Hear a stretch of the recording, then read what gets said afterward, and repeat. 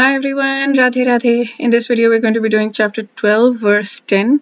And again, Bhagwan Shri Krishna is making it easier and easier and easier for us to get to build our attachment for Him, to build Krishna prem, to bring us closer to Him. He's so merciful. He's just giving us path after path. Yes, if you can't do that, do this. So this one is another verse like that. He's telling us. So let's do our prayer.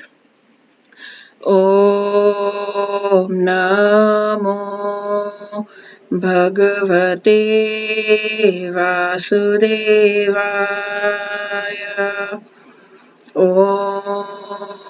नमो भगवते वासुदेवाय ॐ नमो Bhagavate Vasudevaya. Dear Radha and Krishna, please help us use these words of yours, these verses, to bring us closer to you, to intensify our devotion for you, to intensify our love for you. Thank you. Okay, so let's sing the verse together. Let me make sure I don't forget to turn on the screen share. Okay. अभ्यासेऽप्यसमर्थोऽसि मत्कर्म परमो भव मदर्थमपि कर्माणि कुर्वन् सिद्धिमवाप्स्यसि. There's a lot of small e's in this verse, and it's kind of funny to sing. I guess I don't really know how to sing it perfectly, so I'm just like trying very hard to make sure that I make it E and not E. Okay. If you cannot practice the regulations of Bhakti Yoga, then just try to work for me, because by working for me, you will come to the perfect stage.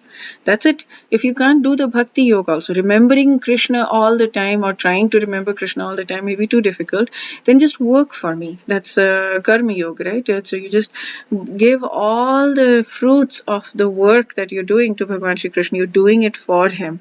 So, what Prabhupada here says is that you can work and you can make money, but use the money in order to serve Krishna. In the material world, one works for their own gratification, but the same work can be performed for the satisfaction of Krishna, and that's spiritual activity. So if you have money, if you're working for money, you can help build an office or temple or publications or many such things, and that is one way that you can wear up. This voluntary service to the cause of Krishna consciousness will help one rise to a higher state of love for God, whereupon one becomes perfect. That's amazing, right? And so here is again, he's very clearly saying the instruction to practice to remember God is often easier said than done. The mind is made of material energy maya and runs towards the material objects, and taking it towards God requires conscious and determined effort. We may hear the instruction, we may desire to implement it, but God slips when we're focused on work. So what do we do when it's difficult? So we should just work for him. Now he's talked about verses 9, 27 and 28 also, talking about working for him. I guess a major portion of one times goes in the maintenance of the family. Again here, rather than doing it out of bodily attachment to them, one should develop the consciousness that the family members are all children of God, and one has the responsibility to take care of them for his pleasure, for God's pleasure.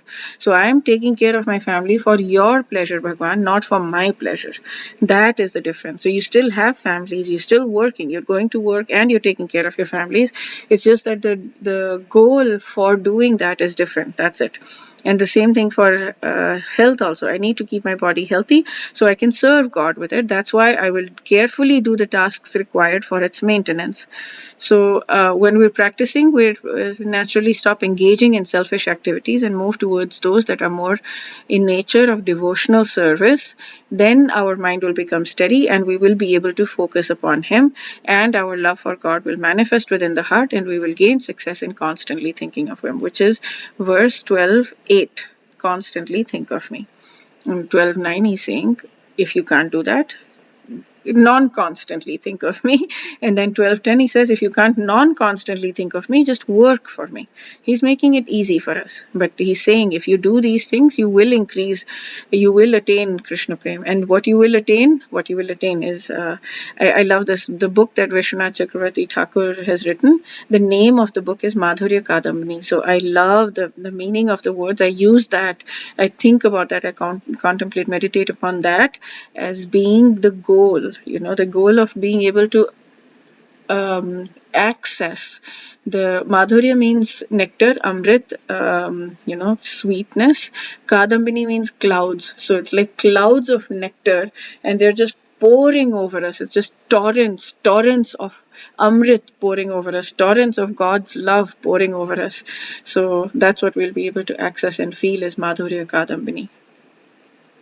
Okay, that's it for this video. We'll see you in the next video for where we'll do chapter 10 verse 11. Wish you a day filled with tons and tons and tons and tons and tons and tons and tons and tons of spiritual growth. Radhe Radhe.